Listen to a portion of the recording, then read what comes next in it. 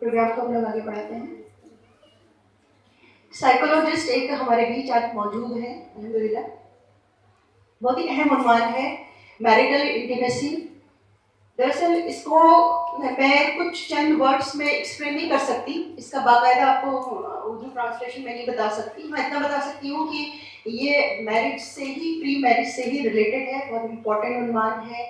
एक आपस में एक ताल्लुक कायम करना, क्लोजनेस और एक साथ रहना खुश, उसके लिए क्या ज़रूरी है वो इंशाल्लाह आज हमारे बीच जो साइकोलॉजिस्ट मौजूद हैं सिस्टर नुसरत, वो आपके साथ शेयर करने वाली हैं।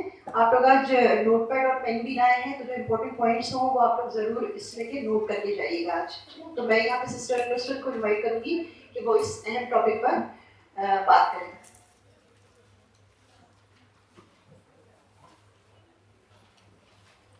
नहमदुहु व नसल्ली अला रसूलिहिल करीम।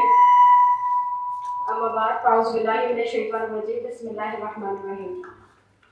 कैसे हैं आप सब? बहुत देर से सुनते सुनते बोर तो नहीं हो रहे? अगर ऐसा है तो एक बार खड़े होकर फिर से बैठ जाइए, थोड़ा सा रिलैक्स लगेगा। वैसे ये टॉपिक ऐसे चल रहे हैं कि इनमें बोरियत महसूस नहीं होती। अज़वाज ज़िंदगी ये एक ऐसा टॉपिक है कि कई लोगों के दिल में इसको सुन के खुशी महसूस हो रही है और कई लोगों के गम थोड़े ताजा होते जा रहे हैं। कई लोग बैठ के सोच रहे हैं आज घर जाके मैं ये लेक्चर जरूर अपने शोहर को सुनाने वाला। तो ये बड़ा इंटरेस्टिंग टॉपिक है। इस पे हम बात करें तो कई साल पहले अगर हम बात करें तो ये कहा जाता था, एक जमाना ऐसा गुजरा है जब शादी की बात होती थी तो लोग बोलते थे शादी के लड्डू जो खाए पछताए और जो ना खाए वो भी पछताए। फिर हंस के कह दिया जाता था कि चलो फिर खा के देखा जाए, जब पछता नहीं है तो खा के देखा जाए।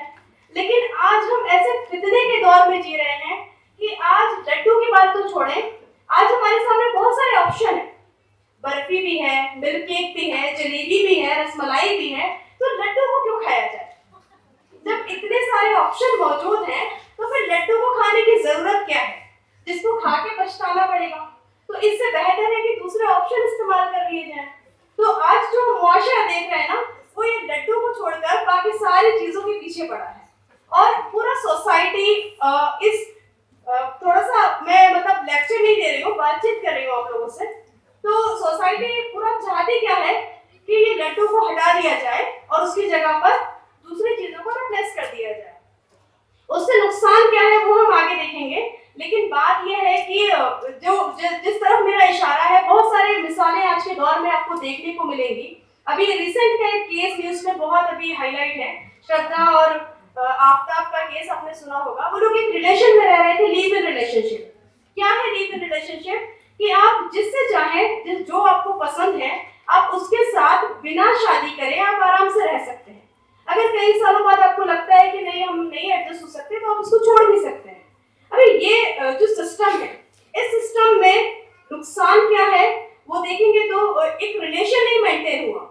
लिव इन रिलेशनशिप यानी आप रह रहे हैं बगैर शादी के एक साथ। तो जरा सोचिए कि जब एक मर्द को सारी अपनी नीड्स मिल रही है बिना शादी के, तो फिर कौन बेवकूफ होगा जो शादी करेगा, एक जिम्मेदारी उठाएगा और बच्चों की एक परवरिश की जिम्मेदारी अपने सर पर लेगा और अपनी पूरी जिंदगी एक घनचक्कर बन जाएगा। तो उससे बेहतर है ना कि लड्डू छोड़ो और बर्फी खाओ, है ना? वो एक मुआशरा चाहता है।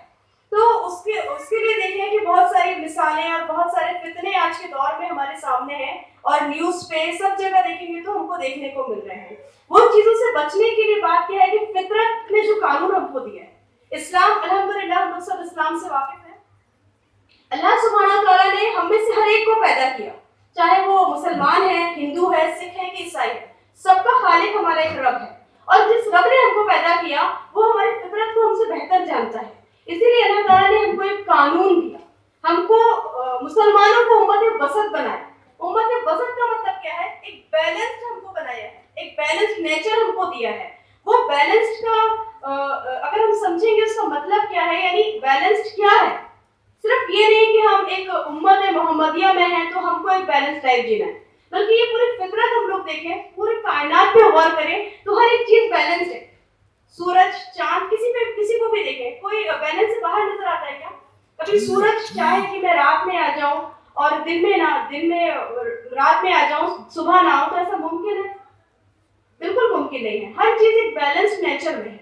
दूसरी चीज हम देखें कि अल्लाह ताला ने पेयर्स में हमको बनाया है। हर कायनात की हर एक चीज पेयर में है। इसी तरह जो इंसान है ना, उसको भी अल्लाह ताला ने पेयर में बनाया। अभी एक रिसेंट देखेंगे तो इंडिपेंडेंसी, एक नया टर्म यूज किया जाता है, इंडिपेंडेंट। हम किसी पे डिपेंड नहीं रहना चाहते हैं, हम इंडिपेंडेंट होना चाहते हैं। क्या है ये इंडिपेंडेंसी? हमारी फितरत में वो चीज है ही नहीं। हम किसी ना किसी तरीके से डिपेंड हैं। अल्लाह ताला ने हमको डिपेंड बनाया है, किसी न किसी तरीके से हम एक दूसरे पर डिपेंड हैं। तो मर्द और औरत दोनों मिलेंगे तभी एक मुकम्मल पेयर बनेगा। हम अकेले रह के एक पेयर मुकम्मल नहीं कर सकते। तो अल्लाह ताला ने पूरी कायनात को एक पेयर में बनाया। अभी आज हम देखेंगे तो हमारे घर से एक माहौल हमको दिया जाता है।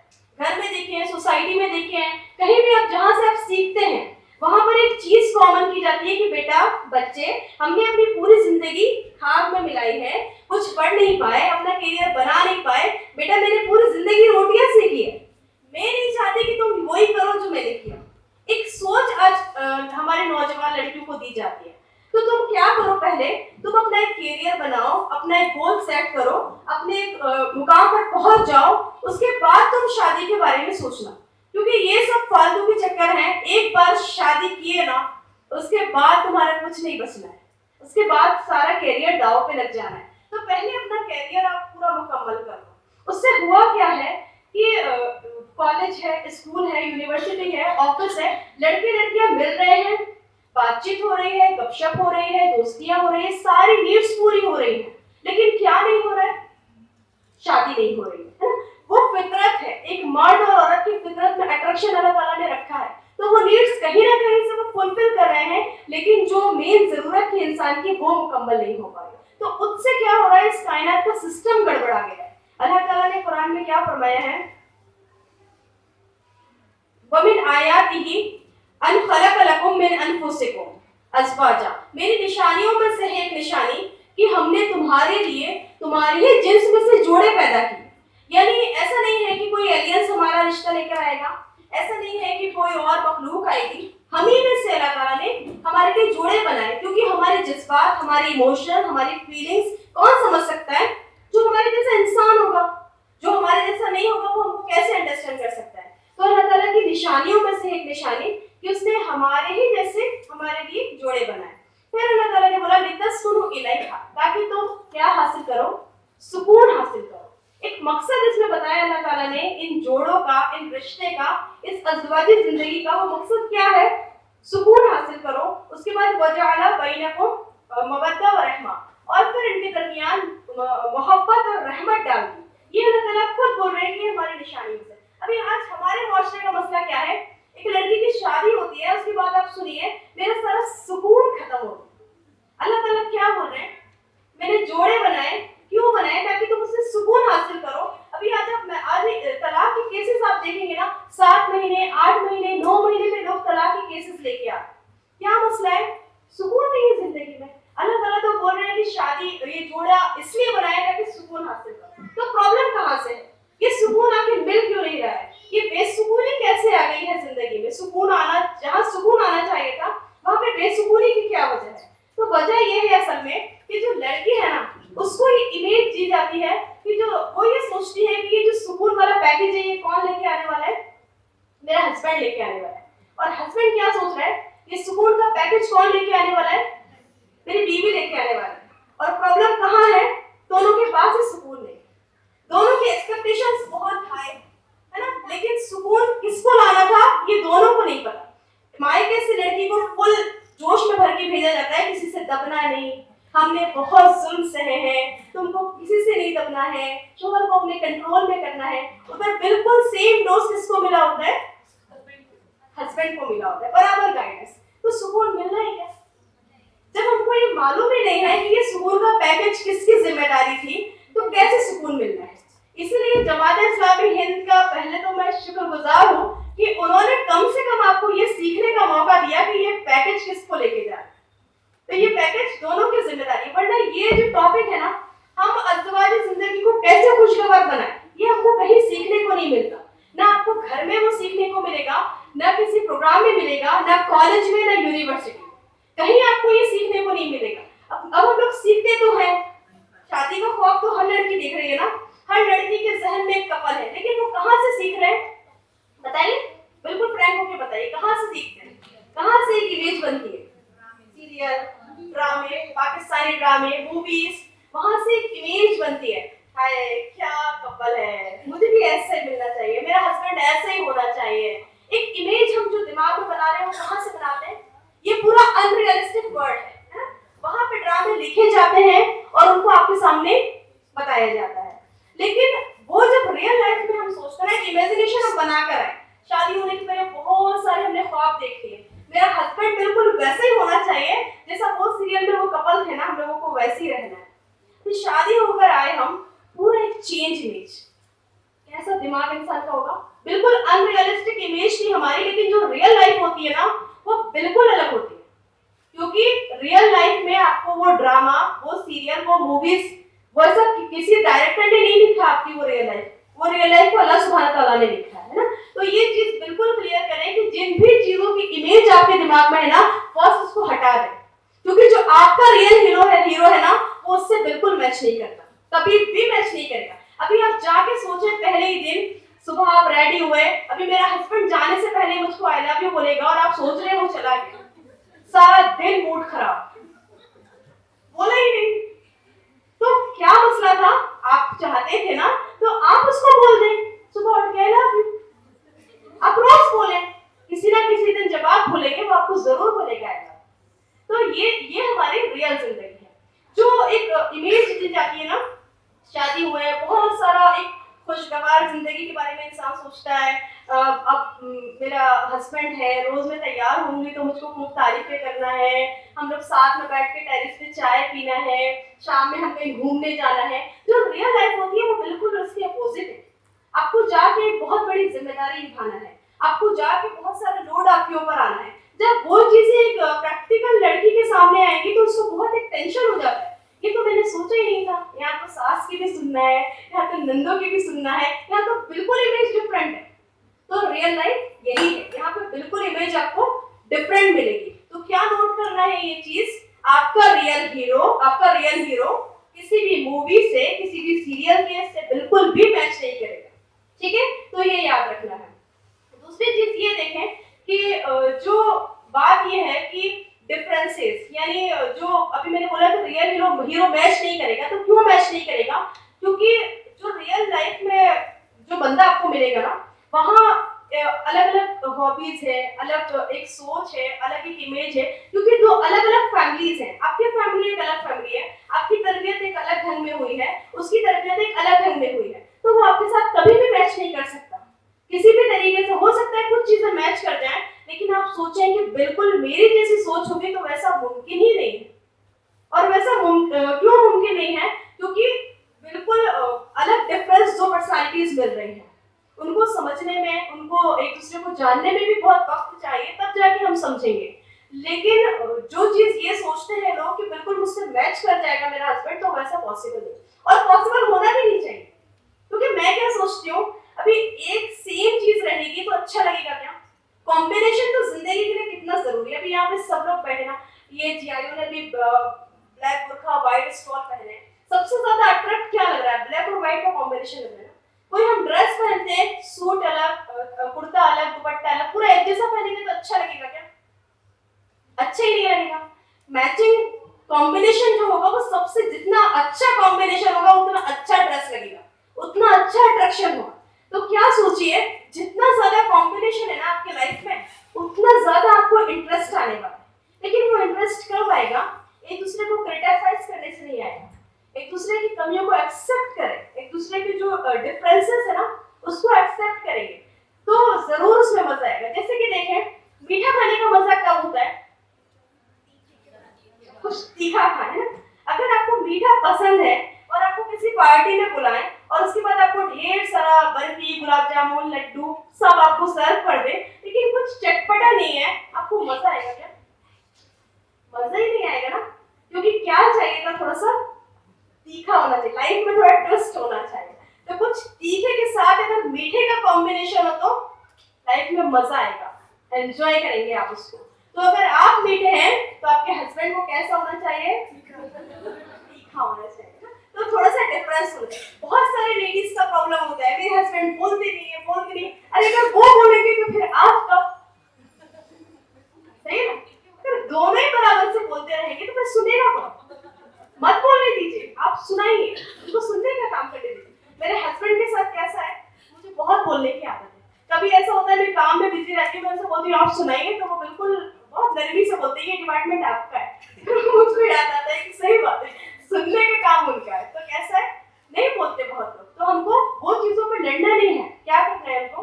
एंजॉय करना है। आप उसको स्ट्रेस के साथ अगर सोचेंगे, आपको बहुत अच्छा बचपन से आपको सिस्टमेटिक रहने की आदत है, आपको कोई चीज इधर उधर अच्छी नहीं लगती, लेकिन आपके हस्बैंड को नहीं है, वो नहा के टॉवल बेड पे फेंकेंगे, तो आपको क्या करना है? रोज लड़ना है, डेली लड़ना है? मत लड़िए, एक्सेप्ट करिए। अरे वाह, आपने आज फिर यही फेंका, एंजॉय करिए। लाइफ में बहुत ये चीजें लड़ने के लिए नहीं है। ये छोटी छोटी सी बातों पे हमको क्यों लड़ना है? बहुत छोटी सी बात नहीं है, बहुत बड़ा टॉपिक नहीं है, लेकिन आज अगर हम केसेस देखेंगे ना, जो तलाक के केसेस हमारे पास आते हैं, आप हैरान हो जाएंगे वो सुन के। अभी एक केस में पढ़ी थी, उसमें 7 मंथ की प्रेग्नेंट थी वो लेडी, तलाक का इशू लेकर है। क्या मसला है भाई? मेरा हस्बैंड कहते हैं कि बच्चे को एडमिशन उसी स्कूल में कराना है और मैं कहती हूँ कि इस स्कूल में कराना है। अल्लाह के बंदो, थोड़ा तो खौफ करो यार, ये कोई लड़ने की बात है? यानी छोटे छोटे से मसलों पे हम तलाक का इशू लेके आ रहे हैं, ये कोई लड़ने की बात नहीं है। अपना एक क्राइटेरिया बनाए, क्या चीजों पे मुझको लड़ना है, नहीं ये समझने की जरूरत है। सच में भी हमको ये मालूम ही नहीं होता असल में कि हमको किस टॉपिक पे गुस्सा करना है और किस टॉपिक पे गुस्सा नहीं करना है। तो प्रॉब्लम क्या होती है, थोड़ा सा भी हमको कुछ डिफरेंस मिलेगा तो हम उस पर लड़ना शुरू कर देंगे।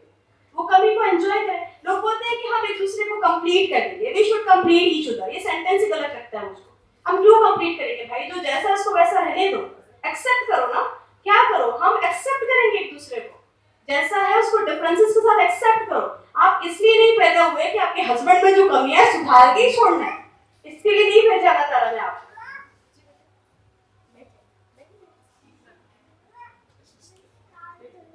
तो उसको एक्सेप्ट करो, उसको एक्सेप्ट करना है। जब एक्सेप्ट करेंगे ना तो लाइफ में मजा आना शुरू हो जाएगा। फिर कितना भी प्रॉब्लम रहेगा आपके ससुराल में, आपके ससुराल वालों के साथ, लेकिन अगर आपकी लाइफ आपके हस्बैंड के साथ फुल एंजॉयमेंट के साथ है ना, नबी करीम सल्लल्लाहु अलैहि वसल्लम की कितनी हदीसों में हम देखेंगे तो उसमें प्ले का जिक्र आता है, मस्ती का जिक्र आता है, बीवियों के साथ खेलने कूदने का जिक्र आता है। तो क्यों है ये? क्योंकि ये बहुत खूबसूरत एक रिश्ता है। इसको जितना ज्यादा एंजॉय करेंगे ना, उतना ज्यादा आपकी लाइफ इजी होनी चलेगी। लेकिन अभी देखेंगे तो सबसे ज्यादा प्रॉब्लमेटिक सिचुएशन, घर में हस्बैंड आया और वाइफ का रोल देखे, एकदम फ्रस्ट्रेट, बहुत परेशान, सारा दिन बच्चों से प्रॉब्लम, आपकी अम्मी को देखें, आपकी बहन को देखें, अरे यार वो बंदा बेचारा ऑफिस से आया है, थोड़ा सा सब्र कर। वो हस्बैंड क्या करते हैं, बहुत सारे हस्बैंड किस टाइप के होते हैं, घर में घुसे या तो सोफे पे टीवी ऑन करके बैठ जाएंगे या फिर नहाने चले जाएंगे। तो क्यों करते हैं वो लोग ऐसा? क्योंकि वो बख्शना, वो चाहते हैं बख्श दे मुझे अल्लाह की बंदी। बहुत फ्रस्ट्रेट होके आते हैं वो बाहर से ना, आते ही शुरू ना हो जाए। आपको बहुत मसले होंगे, जरूर होंगे, लेकिन कैसा है, वक्त दीजिए। एक चीज हमेशा याद रखिए, कभी भी जितनी कंप्लेन है ना, आपको घर में घुसते ही ना करें, अपने हस्बैंड से कभी ना करें। उसको मौका दे, थोड़ा सा उसको टाइम दे फ्री होने के लिए। रात में जब आपको लगेगा ना कि हाँ ठीक है अब कंप्लेन करने का टाइम है, तो थोड़ा कंप्लेन कर दीजिए। लेकिन ये चीज याद रखें कि दिन भर में आपको जितना फ्रस्ट्रेशन है ना, उसमें उस बेचारे की कोई गलती नहीं। ये जो मामला है आप खुद जितना डील कर सकती हैं उतना कर लीजिए। जहां आपको लगता है नहीं यार जरूरत है बताने की, तो फिर आप वो डिस्कस करें। बाकी खुशी डिस्कस करें ना, बच्चों की अच्छी अच्छी चीजें डिस्कस करें। बच्चे अच्छा भी तो करते हैं, कभी घर में आते ही क्यों शुरू हो जाना है आपके बच्चों ने ऐसा किया और आपके बच्चों ने वैसा किया। तो थोड़ा सा अपने आप को भी रिलैक्स रखें ना, थोड़ा खुशी का माहौल देना। नबी करीम सल्लल्लाहु अलैहि वसल्लम ने क्या फरमाया कि बेहतरीन बीवी कौन है, उसका शोहर घर में घुसे और उसको देख के खुश हो जाए। तो कैसे खुश होगा? घर में आते ही आप दिन भर बताएंगे मैं कितना परेशान रही हूँ, तो खुश होगा आपका हस्बैंड। वो बेचारा सोचेगा मैं क्यों घर में आ गया है, मैं बाहर ही अच्छा। अच्छा, एक चीज ये और हमें समझने की जरूरत है कि जो हम लोग फीमेल्स है ना और मेल्स हैं, दोनों का जो ब्रेन होता है ना वो अलग तरीके से काम करता है। कैसे अलग काम करता है? एक में इमेज बना के लाई थी, अगर आप लोगों को दिखे तो हमारे ब्रेन के दो पार्ट होते हैं, एक राइट और एक लेफ्ट, दो पार्ट होते हैं। तो जो वुमेन है ना, उसका राइट पार्ट एक्टिव रहता है, और जो ब्रेन का राइट पार्ट होता है वो हमारी बॉडी के लेफ्ट पार्ट को कंट्रोल करता है। और जो मेल होते हैं वो लेफ्ट पार्ट से, उनका लेफ्ट पार्ट जो होता है ब्रेन का वो एक्टिव होता है, और इसीलिए वो बॉडी के लेफ्ट जो उनका पार्ट होता है उसको वो लेफ्ट राइट वाला कंट्रोल करता है। अच्छा, बॉडी में दिल किस तरफ होता है? Left part. वुमेन का सोचने का ब्रेन कौन सा है? राइट वाला। तो जो वुमेन सोचती है वो कैसे सोचती है? थिंकिंग जो पैटर्न होता है एक लेडी का, वो होता है इमोशंस प्लस केयर। आप नोट कर लीजिए, जो लेडीज सोचेंगे, जो वुमेन्स का सोचने का पैटर्न होता है, ये पूरा साइकोलॉजिकल एक रिसर्च है कि जो वुमेन सोचती हैं उनका थिंकिंग पैटर्न होता है इमोशंस प्लस केयर का। लेकिन इसके अपोज में मेल को आप देखेंगे, उनका थिंकिंग पैटर्न कैसा रहता है? Logic plus ego. ईगो से वो चलते हैं और लॉजिक से वो सोचते हैं। तो ये डिफरेंस एक बहुत बड़ा डिफरेंस है। जो हमको मसले लगते हैं ना अपनी शादीशुदा जिंदगी में, वो सारे मसले इसी सोचने के पैटर्न में। जो हम सोचते हैं ना मेरे हस्बैंड सुनते नहीं है, सोचते नहीं है, तो वो क्या मसला है? वो यही मसला है कि वो वाकई नहीं सोचते, क्योंकि उनका सोचने का पैटर्न हमारे सोचने के पैटर्न से बिल्कुल अपोजिट होता है। वो कैसा? और वो अल्लाह ताला ने जिस तरीके से बनाया है ना, ये इसका रीजन भी ये है कि अल्लाह ताला ने मर्दों को जो एक जिम्मेदारी दी, वो क्या सूरह निसा में है, रिजालु कव्वामुन अलन निसा, मर्द औरतों पर कव्वाम है। और वो कव्वामियत किस बिना पर है? कि वो नान तबके की जिम्मेदारी अल्लाह ताला ने उनको दी है। उनको पैसा कमाना है, उनको डीलिंग करना है, उनको बाहर जाके बहुत सारे काम करना है। तो अगर वो सोचिए इमोशनल होंगे तो वो ये सब कर पाएंगे क्या? मुमकिन ही नहीं है। वही देखिए, अगर एक औरत को जो अल्लाह ताला ने दायरा दिया है, एक जिम्मेदारी दी है, वो बिल्कुल डिफरेंट है ना। उसको अपने बच्चों को देखना है, घर को देखना है, बच्चों की तरबियत करना है। अगर वो लॉजिकल सोचती तो एक माँ एक बच्चे के लिए इतनी मुसीबत उठा सकती थी क्या? एक रिसर्च में देखें आप, एक रिसर्च किया गया कि एक लेडी जो है वो अपने बच्चे के लिए जब वो माँ बनती है तो वो अपना 5 लाख तक का करियर भी दांव पे लगा सकती है। क्यों? क्योंकि वो कैसा सोचती है? इमोशनल सोचती है। लेकिन एक मर्द अपना 5,000 का करियर भी नहीं छोड़ सकता, क्योंकि वो कैसा सोचता है? लॉजिकल सोचता है। तो दोनों का डिफरेंस क्या है? थिंकिंग पैटर्न का डिफरेंस है, और ये डिफरेंस जरूरी है। अगर ये नहीं होता तो बहुत बड़े मसले होते। इसके बाद हम देखें कि जो मर्द का दिमाग होता है ना, उसमें कई सारे बॉक्सेस होते हैं। यानी मजाक की बात नहीं है, सीरियसली उनका जो थिंकिंग पैटर्न होता है वो कई सारे बॉक्सेस से मिलकर बनता है। तो उसमें कैसा होता है कि जब एक काम वो करता है ना, तो एक बॉक्स ही खाली ओपन रहता है, बाकी के सारे बंद रहते हैं। जैसे कि अगर एक मर्द ऑफिस गया तो घर का बॉक्स बंद, टीवी का बॉक्स बंद, बच्चों का बॉक्स बंद, सारे बॉक्सेस बंद, सिर्फ एक ऑफिस का बॉक्स खुला रहेगा, सिर्फ वो ऑफिस का। इसीलिए बहुत सारी औरतों को क्या शिकायत रहती है? मुझे याद ही नहीं रहता, ना मेरी एनिवर्सरी ना मेरा बर्थडे, तो वो खुद ही भूल जाते हैं कौन सा बॉक्स में रखा था। इसलिए मर्दों को याद नहीं रहता। लेकिन बीवियों का कैसा है? कई जगह पर बहुत नाराजगी होती है, शोहरों को माफ तो कर देते हैं, लेकिन प्रॉब्लम क्या है? भूलती नहीं। कभी भी कोई गलती दोबारा रिपीट होगी, डेट के साथ वो अपने हस्बैंड को बताएंगे आपने ऐसा किया। वो बेचारा यही सोचता है यार ये कैसी माफी होती है, माफी भी मिल गई और हर बार मुझे याद भी आता है कि मैंने क्या किया। तो माफ तो कर देती है, लेकिन कैसा होता है? भूलती है। लेकिन मर्दों के साथ क्या है? बहुत सारे बॉक्स हैं। अभी वो फ्रेंड्स के पास जाएंगे तो वाइफ का बॉक्स बंद कर देंगे। तो उनके दिमाग में एक टाइम पे एक ही चीज चलती है। इसलिए आप देखें कि प्रोफेशनल की बात करें ना, तो लेडीज के करने वाले भी जो काम है उसमें अगर प्रोफेशनलिज्म की बात करेंगे तो कौन रहेगा? एक मर्द ही रहेगा। जैसे कि खाना बनाना लेडीज का काम है ना, लेकिन मास्टर शेफ कौन है? कौन है बताइए? संजीव कपूर। कौन है? ड्रेस अगर देखेंगे, ड्रेस डेकोरेशन का, तो कोई भी प्रोफेशनल आप देखें, प्रोफेशनलिज्म में एक मर्द ही रहेगा, क्योंकि उसका जो थिंकिंग पैटर्न है ना वो इसी तरीके से बनाया गया है कि वो प्रोफेशनल किसी भी फील्ड में काम बहुत इजीली कर सकते हैं। लेकिन औरतों के साथ क्या प्रॉब्लम है? अगर सोचिए औरतों का पैटर्न ऐसा होता और एक औरत ऑफिस जाते अपने हस्बैंड का, अपने बच्चों का बॉक्स बंद कर दे, तो क्या हो? क्या रहेगा घर का? पॉसिबल नहीं है ना। एक औरत एक बार में कितने काम करती है? किचन में खाना भी बन रहा है, बच्चा रेडी भी हो रहा है, बच्चे के स्कूल का टिफिन भी रेडी हो रहा है, बच्चे को स्कूल भेजना भी है, अपने हस्बैंड के सामान भी सब जमाने हैं। एक टाइम में हम कितना काम करते हैं? क्यों करते हैं? क्योंकि एक ही बॉक्स काम कर रहा है। सारे बॉक्स ओपन रहते हैं, लेकिन उन लोगों के साथ प्रॉब्लम क्या है, तो उनके बॉक्स बंद हो जाते हैं। तो ये शिकायत करना छोड़ दीजिए कि आपको याद नहीं रहता, वो बेचारे का मसला नहीं है, थिंकिंग पैटर्न ही वैसा है ना? तो याद नहीं रहता तो आप याद दिला दीजिए, ये समझिए ना।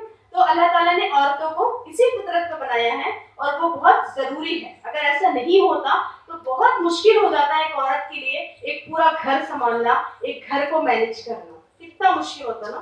तो ये कॉम्बिनेशन है किसका, वाइफ और हस्बैंड का। ये डिफरेंसेस हैं, इन डिफरेंसेस को जब हम एंजॉय करना शुरू करेंगे ना तो लाइफ में बहुत मजा आएगा। लेकिन ये डिफरेंसेस असल में कमी जो होती है ना, अगर हम देखेंगे कई जो उन रिलेशंस में हम गौर करें जिनमें जो सक्सेस नहीं हो पाए, तो उनमें क्या वजह रही कि वो कमियां जब बात करेंगे उनसे तो बहुत सारी कमियां हैं। हस्बैंड की कमियां हैं, हस्बैंड को वाइफ में कमियां नजर आती है। ये कमियां असल में क्या है, ये कमियां यही डिफरेंस है ना, यही डिफरेंस जो बिल्कुल अलग है वो हमारे लिए कमी है। अगर हम सफाई पसंद है लेकिन हमारा हस्बैंड नहीं है तो वो हमको क्या लगेगा, उसकी कमी लगेगी, लेकिन वो उसका डिफरेंस है। तो वो कमियों के बजाय हम क्या करें, वो डिफरेंस को एक्सेप्ट करेंगे तो बहुत इजीली हमारी लाइफ गोइंग रहेगी, हमको ये प्रॉब्लम नहीं आएगा। तो डिफरेंस को क्या करना है, हमको एंजॉय करना है, एक्सेप्ट करना है, खुश होइए। वो फ्रस्ट्रेट वाला साइन के बजाय बोले वाह आप ऐसा करते हैं, अच्छा, तो उसको एक्सेप्ट करेंगे। तो और एक्सेप्ट भी ऐसा नहीं हाँ ठीक है रोज टॉपिक आपको यही फेंकना है, तो उसको समझ में आएगा कि ये मुझसे गुस्सा है, प्यार से डील करिए चीजों को, तो प्रॉब्लम नहीं आएगा इंशाल्लाह। अभी बहुत सारे मसले हैं कि ससुराल में जब एक लड़की जाती है तो मायके भोपाल का जो जितने केसेस मेरे पास आए, कॉमन प्रॉब्लम मुझको बहुत बड़ा यहाँ पे मिला कि मायके का एक बहुत बड़ा प्रॉब्लम था। शादी हो गई, अब शादी होने के बाद क्या है कि दिल नहीं लग रहा है ससुराल में, और बहुत एक बड़ा इश्यू है कि ससुराल वाले बहुत जालिम हैं, बहुत प्रॉब्लम है। तो सोचिए जरा जिंदगी में सुकून कब आएगा। एक आपके पास एक शरबत का ग्लास है, उसमें शक्कर और सब डाले आपने और आप लेके उसको मिक्स करते जा रहे करते जा रहे करते जा रहे, सुकून है क्या? सुकून कब आएगा? जब वो चम्मच आप निकाल के साइड में रख देंगे और जो मटेरियल उस ग्लास में है उसको फिक्स होने देंगे, तो सुकून आएगा ना। शादी के बाद ये लड़कियों की जिंदगी फिरकनी बन जाती है, मायका ससुराल मायका ससुराल मायका ससुराल। थोड़ा सेट होने दें आप खुद को।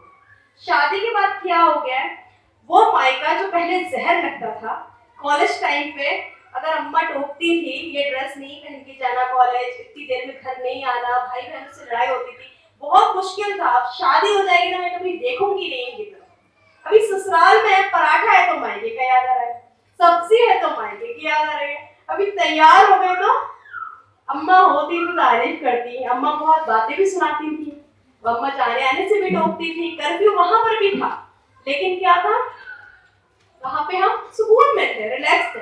लेकिन सेम चीजें यहाँ पर हैं, पर हमने बेसुकूनी की कैफियत अपने अंदर पैदा कर दी।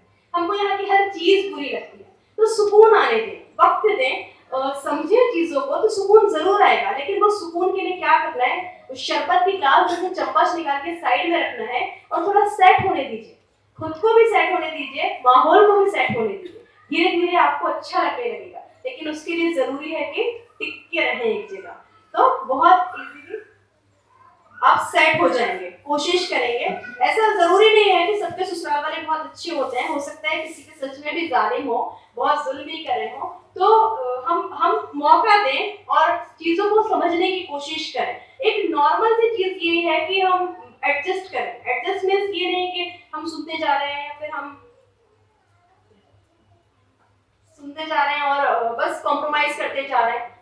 डीलिंग करें चीजों को, सिर्फ कॉम्प्रोमाइज करना जिंदगी में नहीं है, डीलिंग करना है। कॉम्प्रोमाइज करने से प्रॉब्लम क्या होगा कि आपके भी दिमाग में एक प्रॉब्लम हमेशा रहेगा, आप हमेशा फ्रस्ट्रेट रहेंगे, आप खुश नहीं रह पाएंगे। तो खुश रहने के लिए क्या करना है, आपको चीजों को डीलिंग करना है। एक्सपेक्टेशंस रखें, लेकिन अपने हस्बैंड को आपकी एक्सपेक्टेशंस पता हो, क्योंकि ऐसा मुमकिन ही नहीं है कि आपने एक सीरियल में देखा था कि वो आंखें बंद करके सोचती है और उसका हस्बैंड सब कुछ समझ जाता है, वो वही बात बोलता है जो वो चाहती थी। तो सिर्फ सीरियल्स में होता है, सिर्फ ड्रामों में होता है, रियल लाइफ में ऐसा कुछ भी नहीं होता। आपको जो भी एक्सपेक्टेशंस हैं, मैं चाहती हूँ कि मुझे बर्थडे पे गिफ्ट मिले, तो आप अपने हस्बैंड को बोल दीजिए। मैं चाहती हूँ कि आप याद रखें, मैं चाहती हूँ कि आप मुझे गिफ्ट दें, मैं चाहती हूँ कि आप ऐसा करें, मैं चाहती हूँ कि अपन घूमने जाएं, तो बहुत इजी हो जाएगा। उसको नहीं समझ में आता कि आप क्या चाहते हैं, तो इसलिए आप समझा दीजिए, है ना। तो दूसरा क्या है कि जो लेडीज कैसे काम करती है, इमोशनल होकर काम करती है, हर बार तैयार होती है ना, तो अपने हस्बैंड से पूछिए, यहाँ पे बहुत सारे मैरिड कपल बैठे हैं शायद, है ना, तो कभी आपके हस्बैंड ने तैयार होकर आपसे पूछा क्या आज मैं कैसा लग रहा हूँ? कभी भी बताइए ईमानदारी से, कभी पूछा? पूछेंगे नहीं। क्यों नहीं पूछेंगे? क्योंकि जो मर्द का ईगो होता है ना, वो बहुत स्ट्रांग रहता है। अगर बीवी ने बोल दिया ना पेट बड़ा हो गया, आज अच्छे नहीं लग रहे हैं, तो बर्दाश्त नहीं कर पाएंगे, इसलिए पूछने ही नहीं है। तो मर्द में क्या चीज होती है, ईगो बहुत स्ट्रांग रहता है। तो ये याद रखें कि कभी भी मर्द के ईगो को हर्ट ना करें, है ना, क्योंकि ईगो से उनका बहुत सारी चीजें कंट्रोल रहती है। लेकिन लेडीज को एक हस्बैंड रोज भी बोलेगा ना बहुत मोटी हो गई हो, पहले से बदल गई हो, फिर भी वो डेली तैयार होकर पूछे, कहीं किसी फंक्शन में जाना हो, कहीं भी जाए, लेकिन वो जरूर पूछे कि मैं कैसी लग रही हूँ, क्योंकि वो कैसे काम करती है, हर बार इमोशनल सोचती है ना। एक मैं लेक्चर सुन रही थी एक कार्यक्रम के साथ, तो वो ये बोल रहे थे कि एक हस्बैंड का प्रॉब्लम था कि वो हमेशा अपनी वाइफ की बुराई करते थे, कुछ भी पहन ले। एक बार उसने बहुत अच्छा जोड़ा बनवाया, बहुत अच्छे से तैयार हुई, मेहंदी लगाई, सारी ज्वेलरी नहीं, वो हस्बैंड ने घर आके बोला, बेगम सूट तो बड़ा अच्छा है, ज्वेलरी बड़ी अच्छी है, मेहंदी भी बड़ी अच्छी लगाई है, लेकिन आप अच्छी फिर भी नहीं। तो कुछ मर्दों की ऐसी ही फितरत होती है, तो वो एक्सेप्ट करें, है ना। कुछ मुंह पे, चलिए यार मेरा वक्त खत्म हो गया है, तो क्या चीजें आपको याद रखना है कि आपका हस्बैंड कभी भी आपसे मैच नहीं होगा, है ना। तो आप पूछ लीजिए अपनी चाचा चाची से, ताया ताई से, किसी से भी पूछिए कि आपका हस्बैंड और आप सेम है, तो आपको रिजल्ट मिल जाएगा ना। तो ये कॉम्बिनेशन जिंदगी का हिस्सा है और ये होना चाहिए। डिफरेंसेस को एक्सेप्ट करें। दूसरा ये कि मर्द की ईगो का ख्याल रखें, उसकी मौजूदगी में, गैर मौजूदगी में कभी भी वो ईगो हर्ट ना हो। अल्लाह ताला कहने सुनने